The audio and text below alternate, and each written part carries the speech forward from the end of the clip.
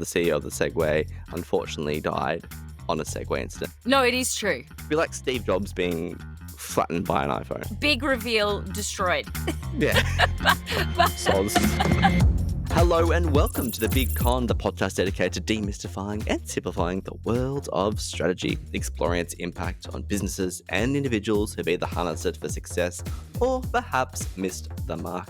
My name is Dale, big business nerd and self-proclaimed content aficionado. And I'm Emily, officially Harvard graduate now. Whoop, whoop. Woo! We are bringing you in on the con. We're sharing the valuable lessons from both the failures and the triumphs of those who've come before us. Who's conning us today, Emily? Morning, Dale. I am super excited to chat today about the white noise of products. The thing nobody asked for. A solution to nothing. And an item as superfluous as chicken feed on a cow farm. So despite this, in its launch, it was predicted that it would be bigger than the internet by venture capitalists. Whoa. Which is crazy for something that does nothing. Do you know what I'm referring to, Dale? I have no clue. I am referring to the Segway. Man's mission to not walk. So what do you think and know about the Segway, Dale? I know that there's a rumor of the CEO of the Segway, or it's often a myth, it's one of those ones, the CEO of the Segway unfortunately died on a Segway incident, but, and I'm probably skipping ahead, but it's one of those ones that's not really true, or it's semi-true, it's a half-truth. No, it is true. Kind of. The creator of the Segway, from my understanding, did not die, but some No, bloke who it bought wasn't them later. the creator, it was the owner, later owner, but it's Hilarious true. little bow on the story, but I'm assuming we'll get to that, so apologies for jumping ahead. But step in for that. Big reveal, destroyed. Yeah. Soz. But it is one of the reasons why I wanted to study this, because that is just the worst thing that could happen. It'd be like Steve Jobs being like flattened by an iPhone. Exactly.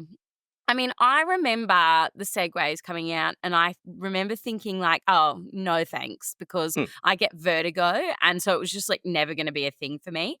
Plus it was so expensive. So I was like, nah. That was actually one of the biggest problems, according to the experts, was the price, because the Segway was a whopping $5,000 in 2001. Whoa. So, yeah. So you're you could buy sort a of small halfway. car back then. That's exactly what I said. It was like, it just wasn't worth it. 50 pairs of really nice shoes. Exactly. Well, hopefully a few more pairs. I'm not great at math. Let's go back, though, to understanding why it wasn't worth it. Because the idea of a small vehicle to get people through the city in short distances actually had legs. Yeah. Metaphorically, of course. I see what you did there. That was good. So, it's 2001, Dale. We're on Good Morning America. And the first Segway is revealed. And people love it. They're literally blown away. This is revolutionary, they said. And this resulted in a flood of interest in Segway from venture capitalists, because they're all racing to get their foot in the door of this new, like, crazy revolutionary idea. Everyone was just saying, this thing is so cool. But I mean, was it cool, Dale? No. I'm entirely unconvinced. Every moron who is on them just...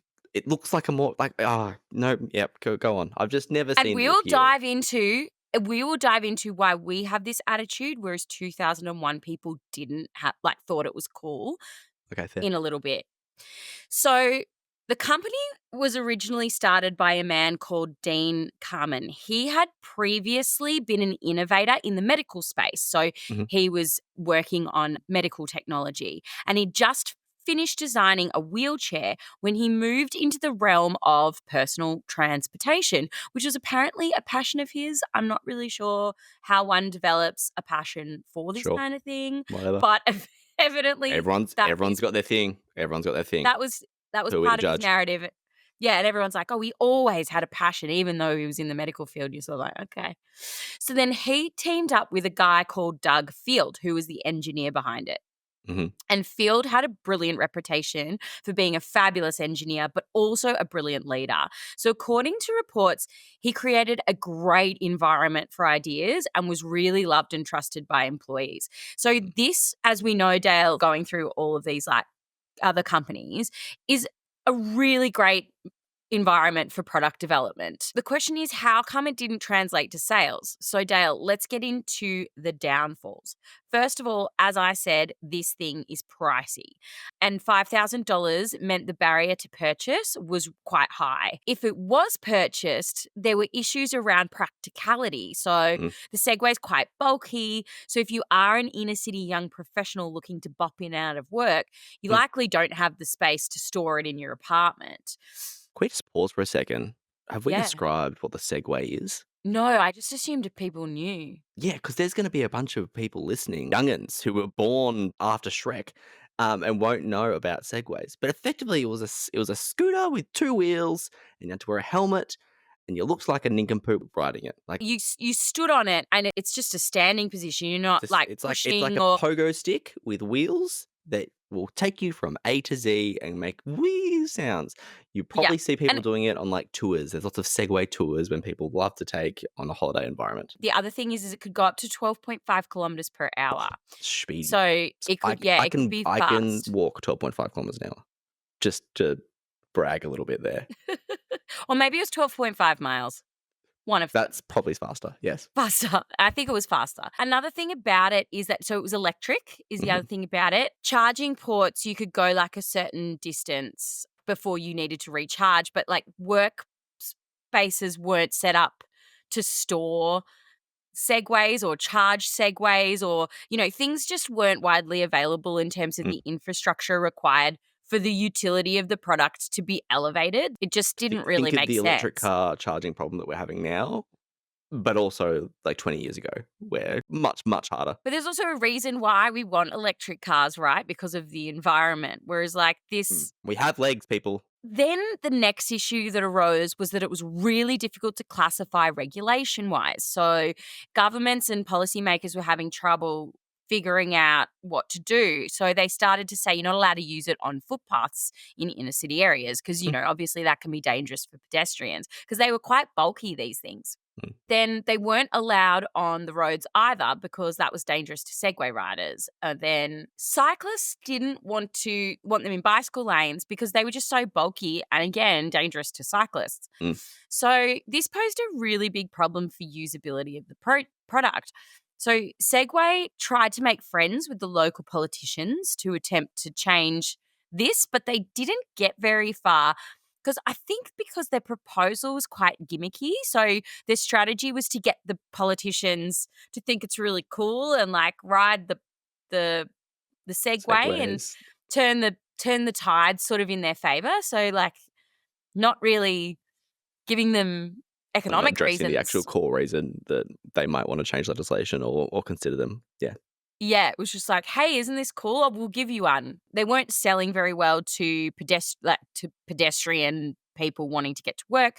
So they started to look in other areas outside of inner city personal transportation users. They started branching out into supplying them into police departments and mall cops. So, and like security guards, but also to shipment facilities to get through their warehouses, like people to move quickly through large warehouses.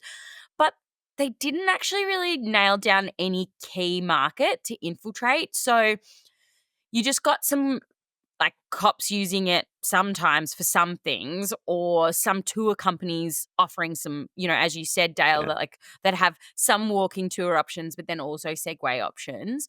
And so it just never really took off properly in any niche market, which is apparently how technological innovations really gain a foothold before they go more general, sort of according to Forbes and like other business market experts. You got to really nail your niche before you move out to the wider concept. You get to your early adopters, and then people go, okay, this is good. And then first movers, et cetera, and it flows through to the late adopters. Yeah. No one wanted to early adopt or first move on any of this.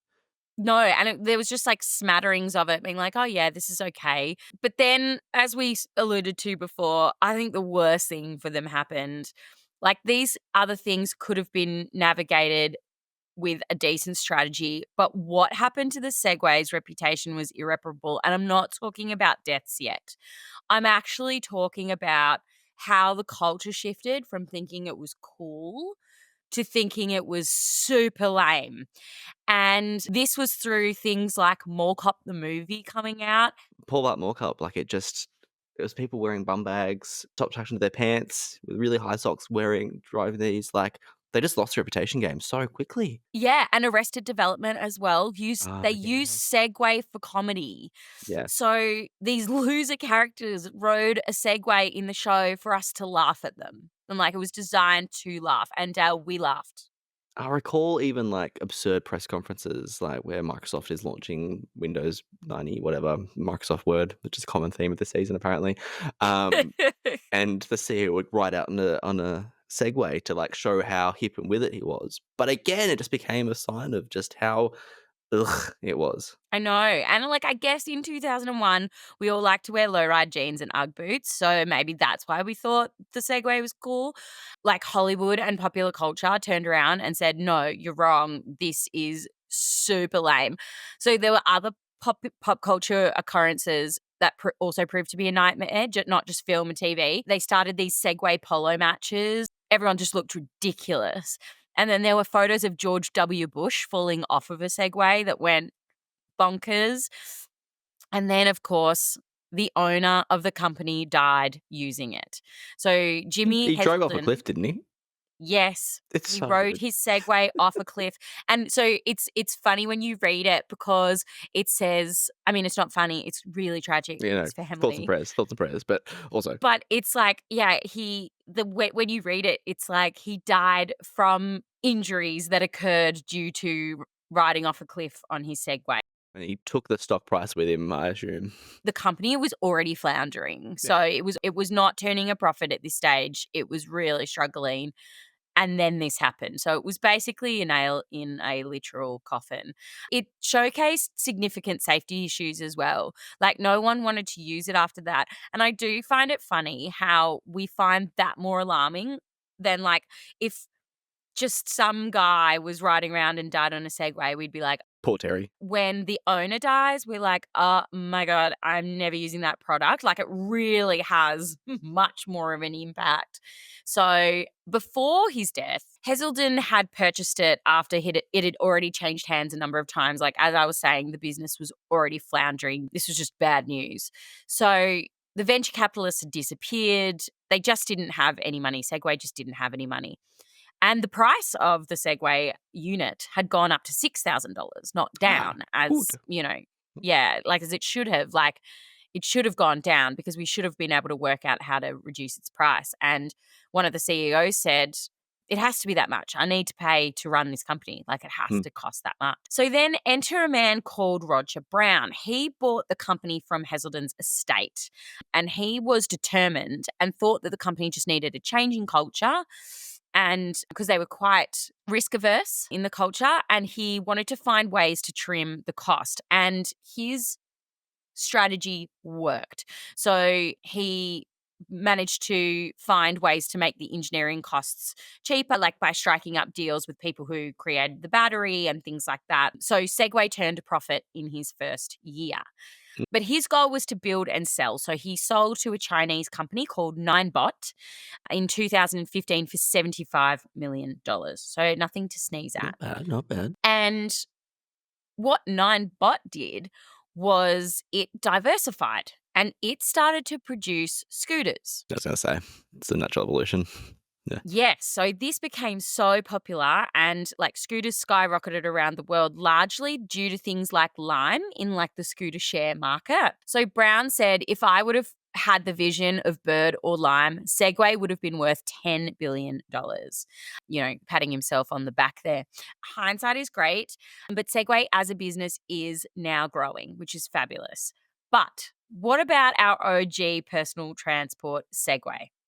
Well, its production was officially cancelled on July 15, 2020, with Ninebot saying it's only going to make scooters and other new devices from now on. Like they're working on this like pod-like vehicle now that, kind of looks like a Wally kind of thing. And yeah, it's interesting.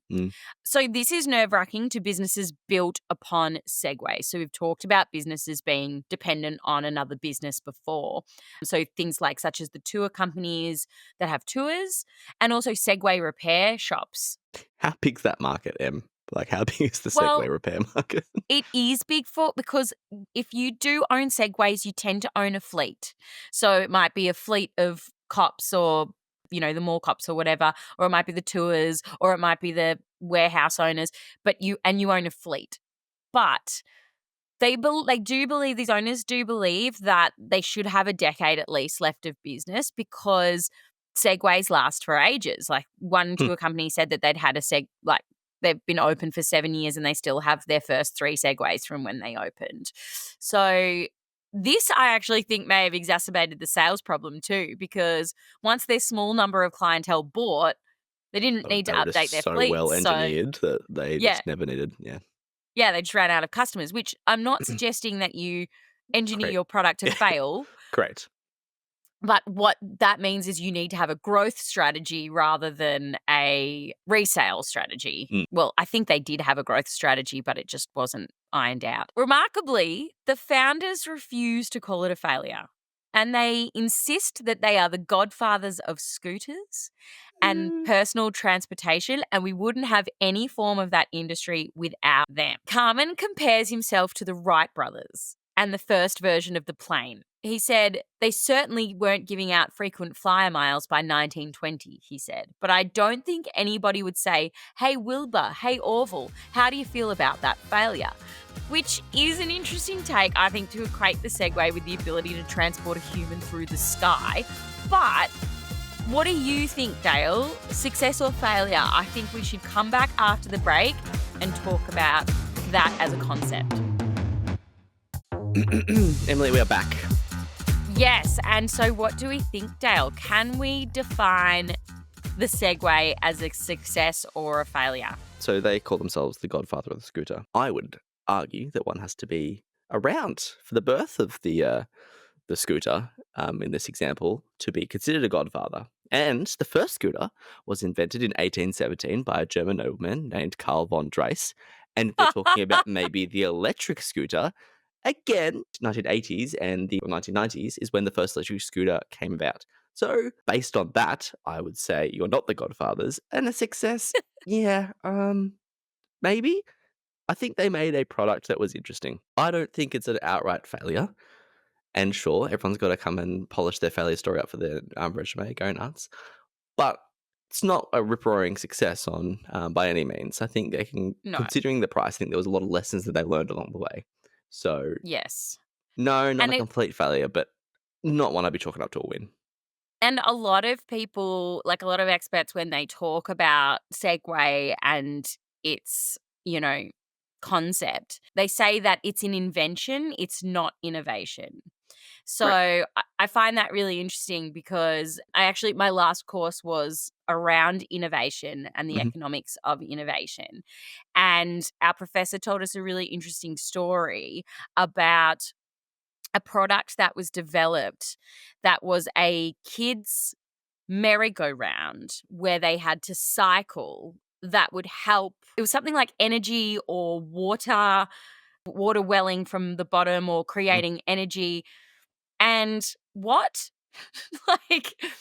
The question is what problem is that solving? So are we solving the problem of children not producing energy fun? Yeah. Is that the problem? Or are we trying to create new ways to create energy? And is a child the best way to do that? One would argue. They are rich sources of energy based on my knowledge of my two, who just do not stop ever. But yes, I agree. This perhaps is not the best way to mine said energy. Yeah. So when we talk about invention over innovation, invention is cool. Congratulations. You created a product that no one else has. Mm-hmm. There was another one that someone invented, which was a dog watch. Congratulations. You have invented a way. So basically it was a way for dogs to tell time that was in dog years. Okay. That's an invention. Yep. So it's not an innovation because it doesn't do anything and doesn't it hasn't got a purpose that we can actually practically apply. So, After you know, 44 or so episodes of the Big Con podcast, I will say that these are probably my favorite stories where someone comes out with a thing and no one has at any point sat that person down and said, "Hey, matey, I just don't know if anyone asked for this yeah. ever, But ever." that's a crazy thing is it came out and everyone went, "Yeah, amazing. Yeah, you're right. Revolutionary." But people always So get excited about this. Like, you look at something I like the Google, know. Google Glass is another thing. And I think there's a little bit Yes. of like absurdity between something like Google Glass and Segway, because what you're asking people to do is be a bit weird for a bit. And sure, if you went back 30 years ago and we said, "Hey, listen, you're going to be holding up planes of glass to your head all the time and your neck's going to be craned, you're going to be looking at glass all the time," which is the phone, people will go, "Huh, whatever." However, the usage that we get from our phones, that plane of glass, is so much more than all the weird behaviors that come with it. Google Glass and something like the Segway meant that you strapped something weird on your face, or you're putting a helmet on and wobbling around on a scooter looking absurd. It's a little bit of a leap to go, are you actually getting enough benefit as a consumer from this to go against what society sees as the norm for that time? And so I Yeah. think that like Google Glass had the same splash. Oh my God, amazing.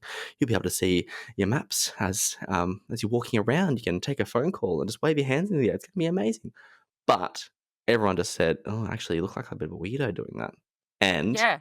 the thing with that is there's no actually killer application. And what you said there around finding a niche, Google Glass is something that has failed to find their killer application. Yeah. The Segway, it didn't really provide anything that people didn't have already, legs, albeit slightly faster legs, to anyone. And when it got completely taken over by pop culture, and I think we had an episode on the Apple Vision Pro, I will happily say that on that episode, they're still probably trying to find. I said that it was a one where it will hopefully bring revolution to spatial computing. However, they haven't put their hand up and say they haven't found their killer app yet. There's no Yeah. reason why people need this Yeah. versus a want, because that's cool. And I think Yeah. that's a really one to consider. So are you asking people to go so far outside? If you're making a product or an invention, are you asking people to do something they haven't done so much or be a bit weird or look a bit different to everyone else? And is it actually going to provide them value beyond what they already have? Absolutely. And I also I'm querying their inability to iterate on their original product. Like the Segway started in 2001 and then we got to 2020 and we went, "Oh, it's not working anymore." But the product didn't change in any way over that Which in time. itself is some incredible staying power. Like this kind of market research, was it not done? Like I don't understand. Oh, doesn't this go back to their narrative around it was a success? Like it's somewhere where the inventor is so in Yeah. love with their invention that Yeah. why would I need to iterate on this? And I think maybe is there someone, it's probably around the people you surround yourself there with and go, and again, I don't know these people. It's just slightly unfair and complete conjecture. But it's where you need to surround yourself with people to not do, yes, that's great. Yes, that's great. And sure, once you get that little bit of, oh, you're amazing. That's amazing. What they got from Good Morning America. But maybe they should have tested it wider and started to listen broader. And even when they sell it Yeah. the first time, they go, okay, how can we improve upon this? And really put those brilliant engineers to good use in terms of not just reproducing the same product, but innovating. I'm sure there were probably little iterations on it, but like there were some glaring issues that needed to be solved. Another thing I think is quite interesting to think about is how businesses work with regulations and government laws. Mhm. I think businesses really need to think about this in terms of how they interact with the current landscape of regulation. I mean, look at Uber. So they had to plow through regulations, but they recognized the critical need to address the existing taxi regulations in their road to success. Now, they used questionable tactics. I won't go into it, but they faced it head on to clear the way for the consumer.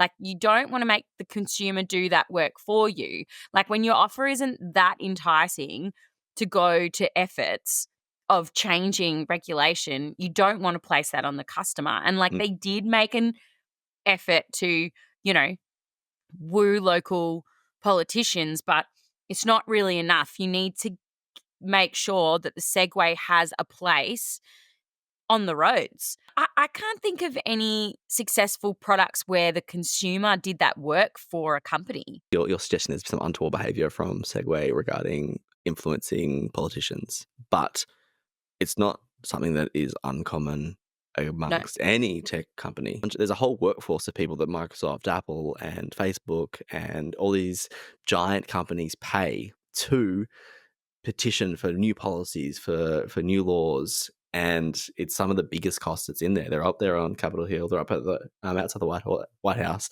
really making sure that privacy laws get passed in their favor. That things like, as you mentioned, the Uber and taxi thing, that Uber paid a lot of money for these laws to go within their favor. So it's not something that's uncommon. Is it good? Maybe not so. I think sometimes the consumer does get damaged in that space, but for the most part, it's a very, very, very common thing that's happening more and more and more. And there's a lot of concerns around antitrust at the moment that people are looking at and going, is this right? Should the person with the biggest amount of money, who can hire the most people to influence us and pay our bills, are they the ones who should be making the choice? Probably not. It's a really fascinating sort of area of business, I think, and especially innovation, because if you come up with something that no one's done before, then we've got no laws or regulations around it. So it's a really interesting space to be looking at, I think. But at the same time, you need to understand that you can't get the consumer to do that work for you, because they won't. They don't have enough vested interest. They'll just keep doing what they've always been doing because it's just way easier. Not yet. You got to build that brand passion. And like the Segway, I don't see people fighting for the Segway too much. No, gosh, no. So, yeah. Any other thoughts, Dale, about I do have to make a Segway? correction, Em. So we lumped on them for not innovating. They did? They did. Well, so there is maybe not in the right areas. Multiple Segway products. There's the Segway i2 and X2, which one was designed for urban environments, had a sleeker design and improved battery life. Very nice. And the X2 was a bit more rugged for off-road use. So they were doing like four-wheel drive Segway. Get excited. They did do a Mini Pro and a Mini Lite. So again, compact version designed for personal use. So they listened. We'll give it to them. And they were more affordable and easier to store, apparently. Then they did the Segway Lomo, which had artificial intelligence in it, and it was very fancy. And you could apparently transform it into a robot companion that would follow you around as well. Again, does anyone need this? And then they had the Ninebot. Once Ninebot acquired them, then there was a lot more iteration in that space. But I would argue over 15 years, if we think about, we get a new iPhone every year, and it does iterate on that. That 4 iterations over a 15-year cycle, probably considering when your business is flailing a little bit, there's opportunity to iterate faster. And also, I'm just not sure that they did enough to address the issues, because, in none of my research did I find that any of those issues got solved. So even that more compact, how much did they iterate? I actually want to look up how fast can a Segway go. 12.5 miles per hour. I was right. I reckon I could still beat one. I reckon if it was me versus someone on a Segway, I reckon I could more walk my way ahead of them. Well, listeners, there you have it. Now you understand a little bit more of the con. We hope that you don't ride your invention off a cliff in the future. Is that too much? No, I loved it. If you haven't already, please subscribe to the Big Con Podcast. It really supports us. It means you'll get all the latest episodes straight to your device. Don't keep all the fun to yourself.